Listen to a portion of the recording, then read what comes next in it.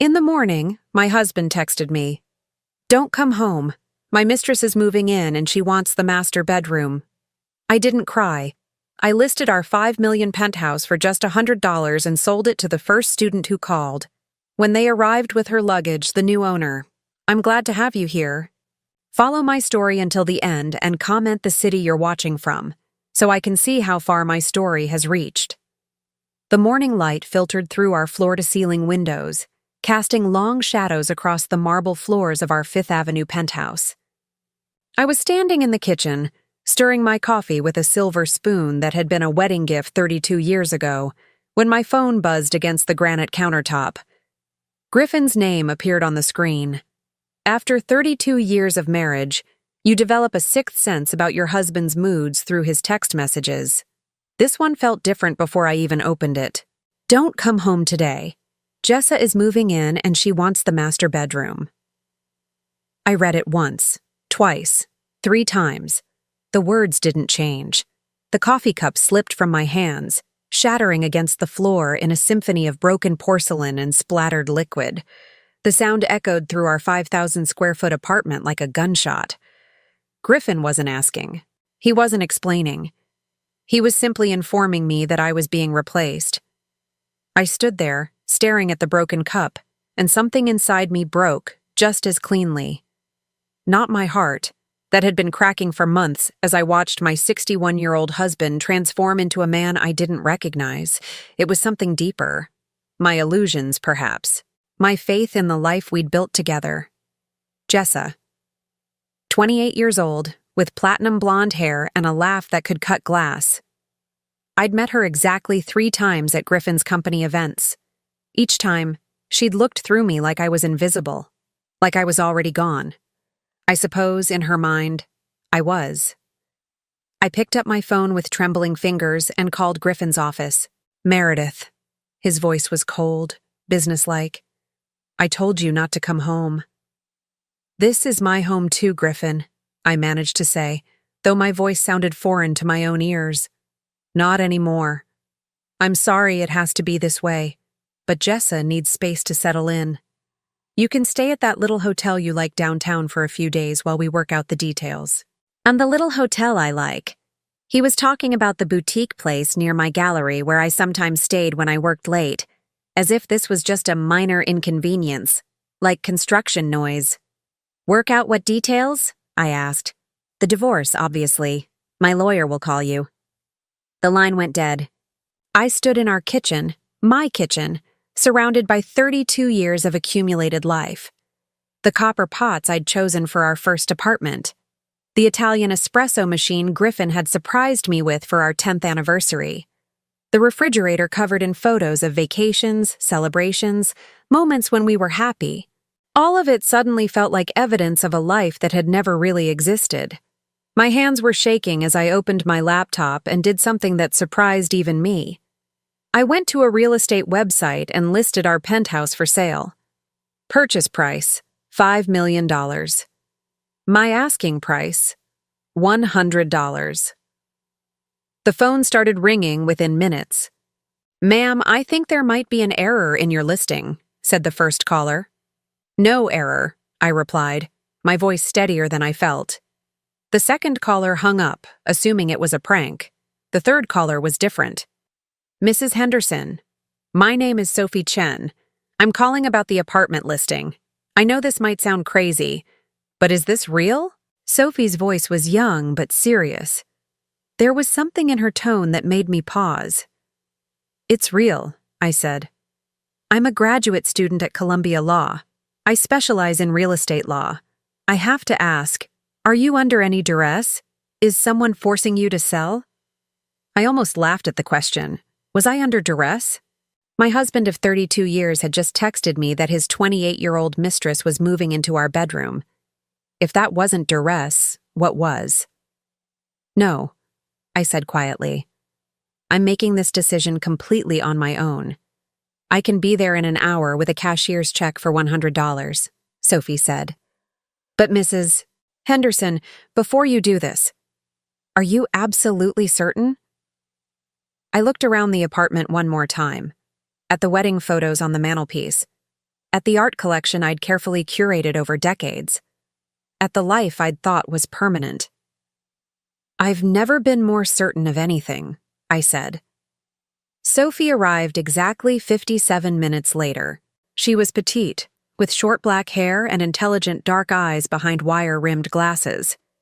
She wore a simple navy suit and carried a leather briefcase that looked more expensive than my first car. "Mrs. Henderson," she said, extending her hand. "Sophie Chen." I invited her in, and I watched her take in the space with the eye of someone who understood real estate. She walked to the windows, examining the view of Central Park. She ran her fingers along the marble countertops in the kitchen. She studied the crown molding with an attention to detail that impressed me. "This is worth considerably more than $100, she said finally. "I know exactly what it's worth," I replied. "May I ask why you're doing this?" I found myself telling her everything, about Griffin's text message, about Jessa, about the sudden brutal end of my marriage. Sophie listened without judgment, occasionally nodding or asking clarifying questions. "You know," she said when I finished, "there are laws about marital property. In New York, this would likely be considered a joint asset. Your husband can't just kick you out." "I don't want to fight him for it," I said. "I just want it gone.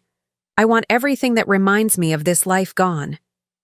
Sophie studied me for a long moment. "Mrs. Henderson, I need to tell you something. I'm not just a graduate student. I graduated last month. I'm a licensed attorney, and I specialize in divorce law and property rights." Something cold settled in my stomach. "Are you working with Griffin?" "No," she said quickly. "I've never heard of your husband until today. But I want to make sure you understand what you're doing. Once I purchase this property, it's mine legally. I can't give it back to you if you change your mind." "I won't change my mind." Sophie nodded slowly. "There's something else. My specialty isn't just divorce law, it's financial abuse and marital fraud. I've seen cases where husbands hide assets, create fake debts, transfer money to mistresses. If your husband is planning to divorce you, and he's been supporting another woman, there might be more going on than you realize." A chill ran down my spine. "What do you mean? Has he been handling all the finances? Have you noticed any changes in your joint accounts? Any new business ventures or investments?" I thought about it. Griffin had always managed our money. I had my own income from the gallery, but our major assets, our investments, the penthouse, all of that was in his name or jointly held. And recently, he had been talking about new business opportunities, partnerships I didn't fully understand. I think," I said slowly, "I need to look at our financial records." Sophie reached into her briefcase and pulled out a business card. "Before you sign anything with me, call this number. It's a private investigator who specializes in financial fraud. If your husband has been planning this for a while, you need to know what you're dealing with." I took the card, feeling like I was accepting a weapon I didn't know how to use. "Mrs. Henderson," Sophie said gently, "I'll hold off on purchasing the apartment for 24 hours. I think you should know exactly what you're walking away from before you walk away from it." After she left, I sat alone in the apartment that had been my home for 15 years. The silence was deafening. I pulled out my phone and stared at Griffin's contact information. We had been together since I was 26 years old. He was the only serious relationship I'd ever had. I'd built my entire adult life around him, and he'd thrown it away with a text message. I dialed the number Sophie had given me. A woman answered on the second ring. "Margaret Reeves, Private Investigation Services." "Ms. Reeves, my name is Meredith Henderson. I think my husband might be stealing from me." "Mrs. Henderson," Margaret's voice was warm but professional. "Why don't you tell me what's happened?" As I began to speak, I realized that this was just the beginning. Griffin thought he was discarding me like an old piece of furniture. He had no idea that he'd just awakened something in me I didn't even know existed. The woman who had spent 32 years being a devoted wife was gone. In her place was someone new. Someone who was about to discover just how much she'd been underestimated. Margaret Reeves had the kind of voice that made you trust her immediately. Warm but sharp, like a teacher who genuinely cared about your success, but wouldn't tolerate nonsense. We arranged to meet the next morning at a small coffee shop near my gallery in Soho. I arrived 15 minutes early, choosing a corner table where I could see the door. My hands were shaking as I ordered a latte, and I realized I hadn't eaten anything since Griffin's text message 24 hours ago. The barista, a young man with kind eyes, noticed my trembling and brought me a blueberry muffin without my asking. "On the house," he said gently. "You look like you need it." I almost cried at this small kindness from a stranger. Margaret walked in exactly on time. She was in her 50s, with salt and pepper hair pulled back in a neat bun and eyes that missed nothing. She wore a simple black blazer and carried a worn leather portfolio that looked like it had seen 1,000 investigations. "Mrs. Henderson," she said, sliding into the seat across from me. "Sophie Chen called me last night. She's worried about you." "Sophie barely knows me," I said, surprised. Sophie has good instincts about people, and she's seen this pattern before. Margaret opened her portfolio and pulled out a yellow legal pad. "Tell me about your finances." "Everything." I took a shaky breath and began. Griffin and I had joint checking and savings accounts. He managed our investment portfolio. The penthouse was in both our names, but he'd handled the purchase and all the paperwork. I had my own business account for the gallery, but Griffin had access to that as well, for tax purposes, he'd said. "How much is in your joint accounts?" Margaret asked. "I'm not sure exactly. Griffin handles all that. Maybe $200,000? 300? Margaret's pen stopped moving. "You don't know how much money you have?" Heat flushed my cheeks. Griffin is better with numbers. I trust him to handle it. "When did you last look at a bank statement?" I tried to remember. "Maybe 6 months ago?" Griffin gets them electronically and prints out summaries for me. Margaret made several notes. "What about your gallery? How much revenue does that generate?" "This past year, about $800,000. It's been my best year yet." "And Griffin has access to those accounts?" "Yes, but only for tax planning and investment advice." Margaret's expression grew more serious. "Mrs. Henderson, I need you to do something right now. I want you to call your bank and get the current balances on all your accounts." My stomach nodded. "Why?" "Because in my experience, when a man suddenly moves his mistress into the family home, it's because he's already moved the family money somewhere else." With trembling fingers, I dialed the customer service number for our bank. After navigating through the automated system and providing security information, I was connected to a representative. "Could you please tell me the current balance in my joint checking account?" I asked. "Certainly, Mrs. Henderson." "Your joint checking account shows a balance of $437.18. The coffee shop seemed to spin around me. "I'm sorry, could you repeat that?" $437.18. "What about our joint savings?"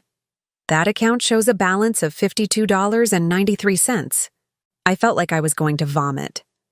"What about our investment account with Morrison Financial?" "I'm sorry, Mrs. Henderson, but I don't show any accounts with Morrison Financial linked to your Social Security number." I hung up and stared at Margaret, who was watching me with sympathetic but unsurprised eyes. "How much should have been in those accounts?" she asked gently. "At least $300,000, I whispered. "Maybe more." Margaret nodded grimly. "I need to ask you something else. Has Griffin been working late more often recently? Taking business trips you don't usually hear about? Mentioning new business ventures or investment opportunities?" I thought back over the past year. "Yes, all of that. He said he was expanding his consulting practice, taking on new clients. He's been gone 2 or 3 nights a week." "And Jessa, how long have you known about her?" "I suspected something for about 6 months. but I only confirmed it 3 months ago when I saw them together at a restaurant downtown. Margaret made more notes. Mrs. Henderson, I think your husband has been planning this divorce for a long time, and I think he's been systematically moving assets to protect them from being divided in the divorce. My phone buzzed. Sophie Chen's name appeared on the screen. Go ahead and answer, Margaret said. Sophie's on our side. Mrs. Henderson, Sophie's voice was urgent. I've been doing some research on your husband's business. I need to ask you, has he mentioned any companies called Meridian Holdings or Apex Consulting Group? Meridian, yes. He said it was a new partnership he was forming. Why? Because I've found corporate filings for both companies. Guess who's listed as the sole owner? My blood went cold. Griffin?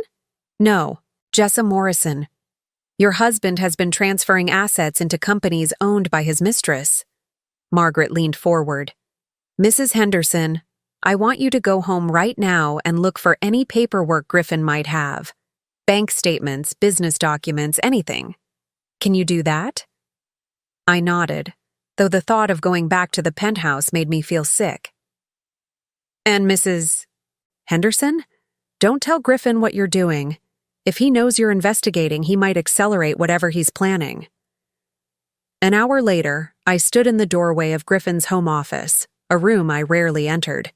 It had always been his private domain, filled with filing cabinets and business books, and the expensive computer setup he'd bought himself for his 60th birthday. The room smelled like his cologne and leather, scents that had once been comforting, but now made my skin crawl. I felt like an intruder in my own home. I started with his desk drawers, my hands shaking as I rifled through papers.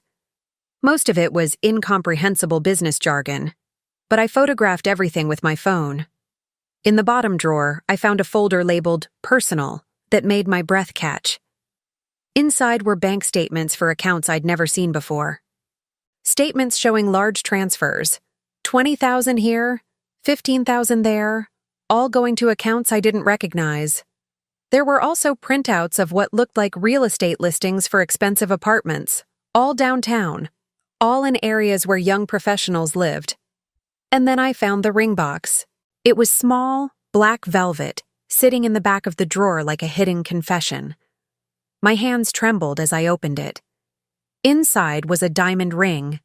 Not just any diamond ring, a massive emerald-cut stone that had to be at least 3 carats, set in platinum. The kind of ring that costs more than most people's cars. I stared at it, feeling something break inside me that hadn't already been broken. This wasn't just an affair. This wasn't just a middle-aged man having a crisis. Griffin had been planning a whole new life. A life that didn't include me. My phone buzzed with a text from an unknown number. Hope you're enjoying the hotel. Don't bother coming back. Your things will be packed and stored. Jessa. She was already in my home, in my life, dismantling everything I'd built, and she was confident enough to text me about it. I photographed the ring, the bank statements, everything in the folder. Then I called Sophie. I found something, I said when she answered. What kind of something? The kind that proves you were right. Griffin's been planning this for months, maybe years. There was a pause. Mrs. Henderson, I think it's time you knew something about me. Something I didn't tell you yesterday. My stomach dropped. What? My father is David Chen. He's an artist. You've represented his work at your gallery for the past 5 years. I nearly dropped the phone. David Chen was one of my most successful artists. His paintings had launched my gallery into the higher echelons of the New York art world. But more than that, David had become a friend. We'd spent countless hours talking about art, life, the creative process. David never mentioned he had a daughter who was a lawyer, I said, because I asked him not to. I've been watching your situation for months, Mrs. Henderson. My father has been worried about you. He's noticed changes in your behavior, in your financial decisions regarding the gallery. He suspected something was wrong, but didn't know how to help. I felt like the world was tilting on its axis. You've been watching me. Not spying, caring. My father talks about you like your family. When your listing appeared yesterday, he called me immediately. He knew something was seriously wrong. I closed my eyes, overwhelmed by the kindness of people who barely knew me while my husband of 32 years was systematically destroying my life. Sophie, I said, I want to sell you the apartment. But I want to do it right. I want Griffin and Jessa to walk into an apartment that belongs to someone else, with no warning, no preparation, no chance to save face. Mrs. Henderson, are you sure? This is a big decision. I've never been more sure of anything in my life. But Sophie, I need to ask you for something else. What? I need to disappear for a few days. I need Griffin to think he's won while I figure out exactly how much he's stolen from me. Sophie was quiet for a moment. I think I know just the place. As I hung up the phone and looked around Griffin's office one last time, I realized something had fundamentally changed inside me. The woman who had been devastated by her husband's betrayal was evolving into someone else entirely. Someone who understood that the best revenge wasn't getting mad. It was getting everything. Sophie's safe place turned out to be a charming brownstone in Brooklyn Heights that belonged to her father, David. As we climbed the steps to the front door, I felt like I was entering a different world, one where art covered every wall and creativity breathed through every room. Dad's in his studio, Sophie explained, leading me through a living room filled with canvases and sculptures. He doesn't know you're coming, but he'll be thrilled to see you. David emerged from the back room covered in paint, his gray hair wild and his eyes bright with the focused intensity I'd seen during our gallery meetings. When he saw me, his face broke into a concerned smile. Meredith, he said, wiping his hands on a paint-stained rag. Sophie told me what's happening. I'm so sorry. I found myself crying for the first time since Griffin's text message. David's genuine concern, after 32 years of my husband's calculated indifference, broke something loose inside me. David, I need to tell you both something, I said, accepting the cup of tea Sophie pressed into my hands. I haven't been completely honest about my situation. They exchanged glances, and I realized they were both preparing for me to reveal something worse than they'd imagined. The truth is, I continued, settling into David's worn leather chair, I've known about Griffin's affair for 8 months. Sophie nearly dropped her own cup. You knew? I hired a private investigator last summer. Not Margaret, someone else. I've been documenting everything Griffin has been doing for months. The words felt strange coming out of my mouth. For 8 months, I'd been living a double life, playing the oblivious wife while secretly building a case against my own husband. Why didn't you confront him? David asked gently. Because I needed to know how deep it went. And David, it goes very deep. And I pulled out my phone and showed them photos I'd been taking for months. Bank statements Griffin thought I'd never see, credit card bills for expensive dinners, jewelry, hotel rooms, transfer records showing money moving from our joint accounts to offshore holdings. Griffin has been planning this divorce for over 2 years, I explained. He's been systematically moving assets, creating shell companies, even setting up what looks like fake debts to make our estate appear less valuable than it is. Sophie studied the photos, her lawyer's mind clearly racing.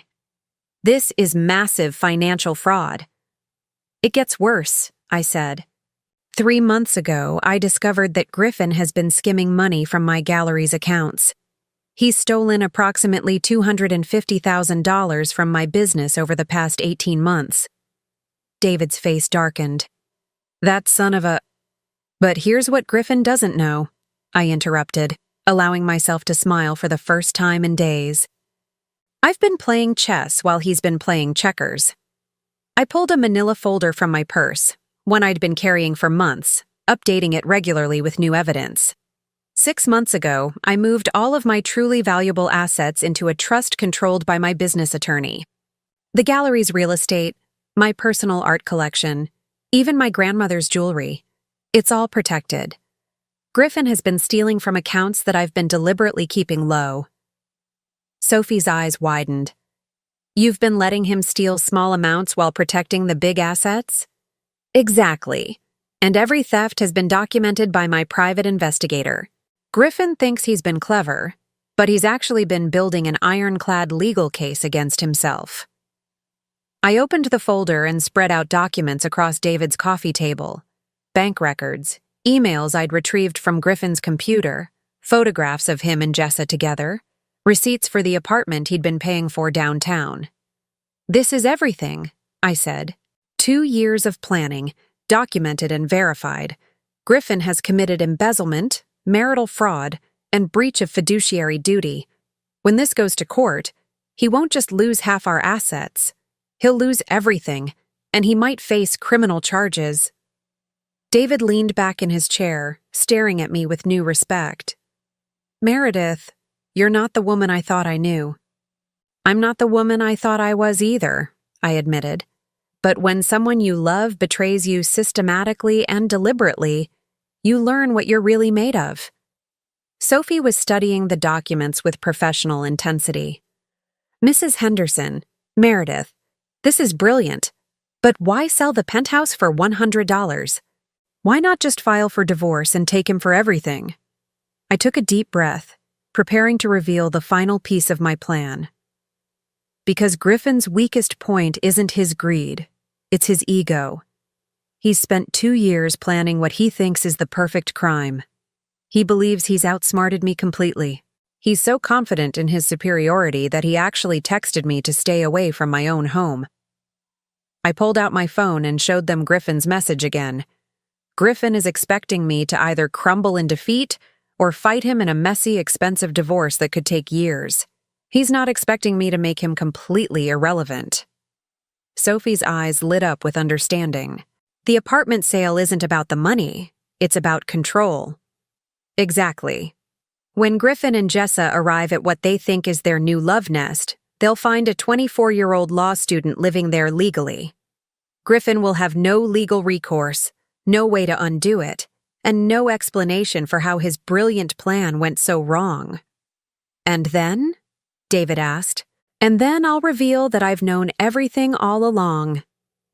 That while he was congratulating himself on his clever deception, I was building an airtight legal case that will destroy him financially and professionally. I looked at both of them, feeling lighter than I had in months. Griffin thinks he's discarding me. What he's actually doing is freeing me from a marriage that's been dead for years, while providing me with everything I need to start over completely on my own terms. Sophie was grinning now. When do you want to complete the apartment sale? Tomorrow morning. I want the deed transferred before Griffin and Jessa arrive for their big move-in. That evening, I sat in David's garden while he cooked dinner, and Sophie reviewed legal documents. For the first time in months, I felt peaceful. The constant tension of maintaining my double life was finally lifting. My phone rang. Griffin's name appeared on the screen. Hello, Griffin, I answered calmly. Meredith, I know this is hard for you, but we need to discuss practical matters. My lawyer will call you tomorrow about the divorce proceedings. Of course, I said, my voice pleasantly neutral. I'm sure we can work everything out amicably. There was a pause. Griffin had expected anger, tears, begging. My calm acceptance clearly confused him. Good, he said finally. I'm glad you're being reasonable about this. It's better for everyone. You're absolutely right, I agreed. This is definitely better for everyone. After I hung up, Sophie looked at me admiringly. You're scary good at this. I had an excellent teacher, I replied. Griffin himself. He taught me that the most devastating betrayals are the ones the victim never sees coming. David emerged from the kitchen carrying a bottle of wine. Should we toast to new beginnings? Not yet, I said. Let's wait until Griffin and Jessa get their surprise tomorrow. Then we'll toast. As the three of us sat around David's table, sharing a simple dinner and talking about art and life and the future, I realized something profound had shifted inside me. The woman who had spent 32 years trying to be the perfect wife was gone. In her place was someone stronger, smarter, and completely uninterested in anyone's approval but her own. Griffin had no idea what he'd awakened when he sent that text message. Tomorrow, he was going to find out. My phone buzzed with a text from Margaret, my private investigator. Final report ready. Griffin's total theft from your accounts. $412,000. All documented with admissible evidence. He also signed a 2-year lease on Jess's apartment, in his own name. Hope you're ready for the fireworks. I showed the message to Sophie and David. $412,000, Sophie whispered. That's a felony, David said grimly. I smiled, feeling something cold and satisfied settle in my chest. Yes, it is. Tomorrow was going to be a very interesting day. The apartment sale closed at 9 in the morning at the law offices of Chen, Martinez and Associates, Sophie's firm, as it turned out. She hadn't just been a graduate student pretending to be a lawyer. She was a junior partner in one of Manhattan's most respected family law practices. Your husband chose the wrong wife to underestimate, said Elena Martinez, the senior partner, as she handed me a copy of the finalized deed transfer. And he definitely picked the wrong family to mess with. I learned that David Chen wasn't just Sophie's father. He was Elena's ex-husband, and Sophie's stepmother was one of the most feared divorce attorneys in New York. When Sophie had called in reinforcements, she'd assembled a legal dream team. By 10:30 that morning, Sophie was officially the owner of my former penthouse. The deed was recorded, the locks were changed, and a moving truck was already delivering her belongings. We'd timed everything perfectly. I positioned myself in the coffee shop across the street from our building, with a clear view of the entrance. Sophie was upstairs, settling in with the calm efficiency of someone who'd planned this operation like a military strike. At exactly 11:45, Griffin's black BMW pulled up to the curb. Through the coffee shop window, I watched him step out, looking confident and relaxed. He was wearing the navy suit I'd bought him for his 60th birthday and the Rolex I'd given him for our 25th anniversary. The irony wasn't lost on me. Jessa emerged from the passenger side like a queen stepping onto her throne. She wore a tight white dress and carried a Louis Vuitton bag that I knew had cost at least $5,000, paid for, no doubt, with money Griffin had stolen from our accounts. Behind them, a moving truck pulled up. 2 men began unloading boxes and furniture, expensive pieces that I didn't recognize. Griffin had been busy furnishing his new life. My phone buzzed with a text from Sophie. They're in the lobby. Griffin's arguing with the doorman about the key not working. Should be up in 5 minutes. I ordered another coffee and settled in to watch the show. Through my phone, I could hear everything happening upstairs through Sophie's wireless earbuds. The elevator doors opened, footsteps in the hallway, Griffin's voice growing louder as he approached the apartment. The key's not working, I heard him tell Jessa. The management company must have given us the wrong one. Just call them. Jessa's voice was sharp with irritation. I want to get settled before the furniture arrives. The doorbell rang, the doorbell of my former home. Good morning, Sophie's voice came through clearly. Can I help you? Silence. Then Griffin's voice, confused and uncertain for the first time in our 32-year marriage. I'm sorry, there must be some mistake. This is my apartment. I live here. I'm afraid that's not correct, Sophie replied pleasantly. I'm Sophie Chen, and this is my apartment. I have the deed right here if you'd like to see it. Your apartment? Jessa's voice was shrill. What are you talking about? Griffin, what is she talking about? I could picture Griffin's face, that particular expression he got when he encountered a problem he couldn't immediately solve or control. Young lady, Griffin's voice took on the condescending tone I'd heard him use with waiters and clerks.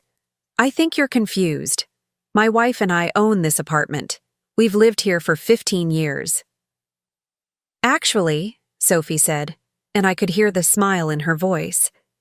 Your wife sold this apartment to me yesterday morning for $100. The sale was legally completed this morning. Would you like to see the paperwork? The silence stretched so long I thought my earbuds had disconnected. Then Jessa exploded. What do you mean she sold it? She can't sell it. We're moving in today. Our stuff is downstairs. Ma'am, Sophie said calmly, I understand this is upsetting, but I'm the legal owner of this property now. If you don't leave, I'll have to call security. This is impossible. Griffin's voice was strained. Meredith would never. She couldn't. The apartment was in both our names. She can't sell it without my signature. Actually, Sophie said, according to the property records, the apartment was placed in your wife's sole name 3 years ago. Something about tax advantages, according to the documentation. Your wife had every legal right to sell. I remembered that transaction. Griffin had insisted on putting the apartment solely in my name for estate planning purposes. He'd assured me it was just a technicality that would save us money on taxes. Now I understood. He'd been protecting the apartment from his own debts and business dealings, never imagining I might use that protection against him. Call Meredith, Jessa demanded. Call her right now and tell her to fix this. Griffin's voice was getting higher, more desperate. Meredith, where are you? Answer your phone! My phone was indeed ringing. I smiled and declined the call. She's not answering, Griffin said. Well, call the police, Jessa shrieked. This has to be illegal. You can't just steal someone's apartment. I didn't steal anything, Sophie replied. I purchased this property legally from the rightful owner. If you have an issue with that, you'll need to take it up with her. I could hear Jessa's heels clicking frantically across my former marble floors. This is our bedroom. Our bed was supposed to go right here. Griffin, do something. Ma'am, Sophie said, her voice taking on a sharper edge. You need to leave now. You're trespassing on private property. My phone rang again. This time it was a video call. I answered, and Griffin's panicked face appeared on the screen. Meredith, what the hell is going on? There's some girl in our apartment claiming you sold it to her. Hello, Griffin, I said calmly. How's your morning going? Behind him, I could see Jessa pacing frantically, her perfectly styled hair starting to come undone. Don't play games with me, Griffin snapped. Fix this right now. Fix what? I sold the apartment. It's not ours anymore. Griffin's face went through several color changes. You sold our apartment? Our $5 million apartment? I sold my apartment, I corrected. It's been in my name for 3 years, remember? Your idea. For how much? His voice was barely a whisper. $100. The phone went silent except for Jessa's increasingly hysterical voice in the background. Meredith, Griffin said finally, his voice strangely calm. You've had some kind of breakdown. This isn't rational behavior. We can fix this. We can get the sale reversed. Actually, we can't, I said. The sale is final and legal, but Griffin, there's something else we need to discuss. What? I know about Meridian Holdings. I know about Apex Consulting Group. I know about the $412,000 you've stolen from our accounts over the past 2 years. The color drained from Griffin's face completely. I know about the apartment you've been paying for downtown. I know about the jewelry you bought Jessa with my gallery's money. I know about all of it, Griffin. I've known for 8 months. Jessa had stopped pacing. Even through the phone, I could see her staring at Griffin with dawning horror. $400,000? She said slowly. Griffin, what is she talking about? Jessa, I said pleasantly, addressing her directly. Did Griffin tell you he was independently wealthy? Because he's not. Every penny he spent on you was stolen from me. That's not true, Griffin stammered. Meredith, you're upset. You're not thinking clearly. I'm thinking more clearly than I have in 32 years, I interrupted. And I have documentation for everything, Griffin. Bank records, transfer statements, emails, photos, everything. Jessa was backing away from Griffin now, her face twisted with disgust and panic. You told me you were rich, she screamed at him. You told me you had money. I quit my job. I gave up my apartment. The apartment he's been paying for? I asked helpfully. The lease he signed in his own name? That apartment? Sophie's voice came through the phone clearly. Mr. Henderson, I really do need you to leave now. The moving truck is blocking the building entrance. This isn't over, Griffin said, but his voice had lost all its authority. Oh, it's completely over, I replied. My lawyer will be in touch about the divorce proceedings. And Griffin? You might want to call a criminal defense attorney. Embezzling $400,000 is a felony. I hung up and watched through the coffee shop window as Griffin, Jessa, and their moving truck retreated in complete disarray. My phone buzzed with a text from Sophie. Coast is clear. That was even better than we planned. As I walked back toward the building that had been my home for 15 years, I felt something I hadn't experienced in decades. Complete and total freedom. Griffin had spent 2 years planning my destruction. Instead, he'd engineered his own. The call came 3 days after the apartment confrontation. I was in my gallery cataloging new pieces for an upcoming exhibition when my phone rang. Unknown number, but I answered anyway. Meredith?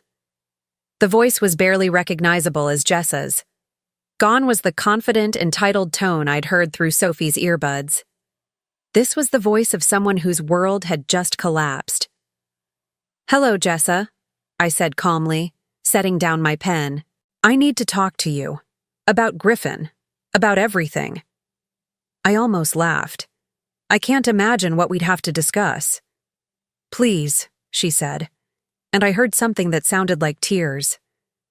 I know you have no reason to help me, but I'm in serious trouble, and it's all because of him. Against my better judgment, I found myself agreeing to meet her at a small cafe in Midtown. As I hung up, I wondered what new drama Griffin had created. Jessa looked nothing like the polished woman who had stepped out of Griffin's BMW just days earlier. Her hair was unwashed, pulled back in a messy ponytail. She wore jeans and a wrinkled sweater, and her eyes were red-rimmed and puffy. Thank you for coming, she said as I sat down across from her. What do you want, Jessa? She took a shaky breath. I want to tell you everything Griffin did, and I want to help you destroy him. I raised an eyebrow. That's quite a change of heart. You don't understand, she said, leaning forward desperately. I thought Griffin was rich. I thought he owned companies, had investments, had money. He showed me bank statements, property records, business documents. It all looked real. Some of it was real, I said. The money he stole from me. But that's just it. I didn't know it was stolen. He told me he was separated from you, that the divorce was almost final, that you'd already agreed to split everything. He said you were getting the gallery and he was getting the apartment and the cash. I studied her face, looking for signs of deception. What I saw was genuine panic and desperation. How much did he spend on you? I asked. I don't know exactly. Maybe $150,000? The apartment lease, furniture, clothes, jewelry, trips. She trailed off, seeming to realize how it sounded. And now? Now I'm homeless. The apartment was in his name, but he can't pay the rent because his accounts are frozen. The furniture was repossessed yesterday because he bought it all on credit he can't cover. And the worst part? She paused, her voice breaking. What? The worst part is that I loved him. I actually loved him. I thought we were going to get married, have a life together. But everything was a lie. I felt an unexpected pang of sympathy. Griffin was a master manipulator. If he could fool me for 32 years, fooling a 28-year-old for 2 years would have been child's play. Jessa, I said carefully, what exactly do you know about Griffin's business dealings? More than I thought, she said, reaching into her purse. When everything fell apart, I started going through his papers. Look at this. She spread several documents across the table. Corporate filings, bank records, loan applications, all bearing Griffin's signature, all showing financial obligations I'd never heard of. Griffin borrowed against your gallery, she said, pointing to one document. He took out a second mortgage on the apartment without telling you. And look at this. He's been running 3 different investment scams, promising returns he could never deliver. My blood went cold as I read through the papers. Griffin hadn't just stolen from me. He'd been operating like a one-man financial crime syndicate. How many people has he defrauded? I asked. At least a dozen that I know of, maybe more. He convinced investors to put money into his fake companies, then used their investments to fund our lifestyle. When they asked for returns, he'd find new investors to pay them off. It was a classic Ponzi scheme, and it was all about to come crashing down. Jessa, why are you showing me this? Because I found something else, she said, pulling out a thick manila folder. Griffin has been planning to disappear. Inside the folder were copies of passport applications, bank account information for accounts in the Cayman Islands, and what looked like real estate listings in Costa Rica. He was going to take whatever money he could salvage and run, she continued. He told me we were moving to Costa Rica to start fresh, but I found out he'd only bought one plane ticket. I stared at the documents, feeling a cold fury building in my chest. Griffin hadn't just betrayed me with another woman. He'd been planning to abandon both of us and flee the country with whatever money he could steal. Where is he now? I asked. I don't know. He disappeared 2 days ago when the bank froze his accounts. But Meredith, there's something else, something that might help you. She pulled out a small recording device. Griffin doesn't know I have this, but I recorded some of our conversations about his business dealings, including the ones where he talked about stealing money from your gallery and forging your signature on loan documents. I took the device with trembling hands. He forged my signature? Multiple times, on loans, contracts, even on some of the corporate paperwork for his fake companies. He said you never paid attention to business documents anyway, so you'd never notice. That was it, the final straw. Griffin hadn't just betrayed me emotionally and financially. He'd committed identity theft and fraud using my name. I called Margaret immediately. Margaret, I need you to contact the FBI Financial Crimes Division and call Elena Martinez. We're not just filing for divorce anymore. We're pressing criminal charges. 2 hours later, I sat in Elena Martinez's office with Jessa, Margaret, Sophie, and a federal agent named Detective Sarah Chen, Sophie's cousin as it turned out. The Chen family was apparently full of overachievers. Mrs. Henderson, Detective Chen said, based on what we're seeing here, your husband has committed multiple federal crimes. Wire fraud, money laundering, identity theft, operating an unlicensed investment scheme. We're looking at potential sentences of 15 to 20 years. But I need you to understand, she continued, prosecuting this case will require your full cooperation. There will be depositions, court appearances, media attention. Your private life will become very public. I thought about it for exactly 3 seconds. I want to prosecute to the full extent of the law, I said. That evening, I sat in David's garden again, this time with a glass of wine and a sense of completion I hadn't expected. Sophie sat beside me, reviewing legal documents, while David worked on a painting that somehow captured the chaos and resolution of the past week. The FBI raided Griffin's office this morning, Sophie said, looking up from her papers. They found evidence of at least 15 victims of his investment fraud. The total amount stolen is over $2 million. And Jessa? She's cooperating fully with the investigation. Her testimony, combined with her recordings, will probably put Griffin away for a very long time. My phone rang. It was an unknown number, but somehow I knew. Meredith. Griffin's voice was desperate, broken. Please, you have to call off the FBI. I can explain everything. Where are you, Griffin? That doesn't matter. What matters is that you're destroying our family over a misunderstanding. I laughed, actually laughed, at his audacity. Our family? Griffin, you destroyed our family when you decided to steal from me to fund your affair. You destroyed it when you forged my signature on loan documents. You destroyed it when you planned to flee the country and leave both me and your girlfriend behind. You don't understand the pressure I was under. No, Griffin, you don't understand. I know about Costa Rica. I know about the offshore accounts. I know about all of it. Silence. The FBI will find you, I continued. Probably within the next 48 hours. You can run, but every credit card transaction, every phone call, every hotel stay is being tracked. You're not nearly as smart as you think you are. Meredith, please. Goodbye, Griffin. I hung up and blocked his number. 2 days later, Griffin was arrested at Miami International Airport, trying to board a flight to the Cayman Islands. The news made the local papers. Manhattan investment advisor arrested in multi-million-dollar fraud scheme. But I didn't feel victorious. I felt free. For the first time in 32 years, I didn't have to worry about Griffin's moods, his demands, his subtle criticisms and manipulations.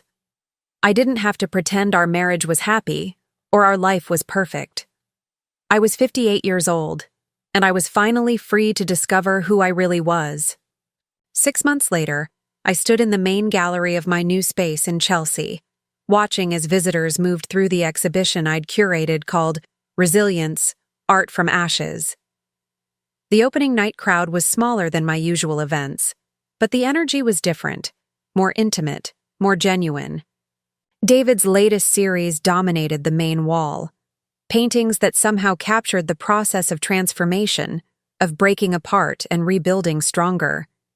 Sophie stood beside one of them, explaining to a collector how her father had painted it during the weeks when I'd stayed in their brownstone. It's about finding strength in destruction, she was saying, about how sometimes the most beautiful things come from the most painful experiences. I smiled, remembering how lost I'd felt just 6 months ago. Now, looking around at my new gallery, my new life, I could barely recognize that devastated woman who'd received Griffin's text message. The criminal trial had ended 3 weeks ago. Griffin was sentenced to 18 years in federal prison for wire fraud, money laundering, and identity theft. The judge had been particularly harsh about the identity theft charges, noting that stealing from one's spouse represented a special level of betrayal. Mr. Henderson, the judge had said during sentencing, you didn't just commit financial crimes. You systematically destroyed a 32-year marriage through deception and theft. You forged your wife's signature, stole her money, and planned to abandon her with nothing while you fled the country. This court finds your actions particularly reprehensible. I'd sat in the courtroom during his sentencing, feeling nothing but a profound sense of closure. Griffin had looked older, grayer, diminished in his orange jumpsuit. When his eyes met mine across the courtroom, I saw something I'd never seen before in 32 years of marriage. Genuine remorse. Too little. Too late. The restitution process had been complicated, but ultimately satisfying. Griffin's Ponzi scheme had collapsed completely, but the FBI had recovered most of the stolen assets. I got back every penny he'd taken from my gallery, plus additional damages. The other victims of his investment fraud received partial restitution from the sale of Griffin's remaining assets. Jessa had disappeared after the trial ended. She'd testified against Griffin, providing crucial evidence that helped secure his conviction. The last I heard, she'd moved back to her hometown in Ohio and was working at her family's hardware store. I hoped she'd learned something from the experience. Meredith? A familiar voice interrupted my thoughts. I turned to find Elena Martinez approaching with a champagne glass and a warm smile. Elena, I'm so glad you could make it. I wouldn't miss it, she said, gesturing around the gallery. This is incredible. You've built something beautiful here. The new gallery was smaller than my old space, but it was entirely mine. No joint accounts, no shared ownership, no husband with access to my business records. I'd used part of the restitution money to purchase the space outright, ensuring that no one could ever take it from me again. How does it feel? Elena asked. Different, I said honestly. Scary sometimes, but good scary. Like standing at the edge of a cliff and realizing you can fly. Sophie joined us, looking elegant in a navy dress that made her look older than her 24 years. The Times critic just left, she reported. I think he was impressed. He spent almost 20 minutes looking at the David Chen pieces. "And how are you settling into your new place?" I asked Sophie. She grinned. "The penthouse is perfect. I've turned Griffin's old office into my law library. There's something poetic about using his former space to help other women escape financial abuse." Sophie had kept the penthouse as planned, but she'd put it to better use than Griffin ever had. She'd started a pro bono practice specializing in helping women who'd been financially abused by their partners. Her first client was one of Griffin's Ponzi scheme victims, a widow who'd invested her late husband's insurance money and lost everything.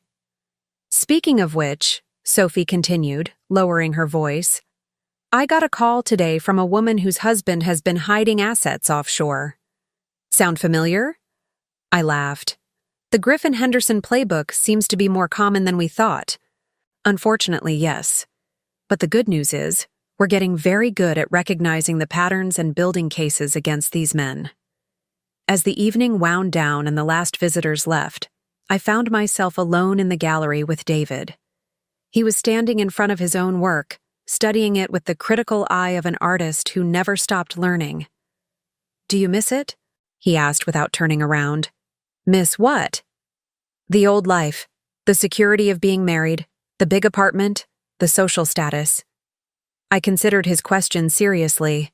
Did I miss anything about my life with Griffin? "I miss feeling safe," I said finally. "I miss believing that someone loved me unconditionally. But I've realized that safety built on lies isn't really safety at all. And Griffin never loved me unconditionally. He loved me as long as I was useful to him." David nodded, still studying his painting. "What do you think comes next?" "I don't know," I said, and realized that for the first time in my adult life, not knowing felt liberating rather than terrifying. Maybe I'll travel. Maybe I'll expand the gallery.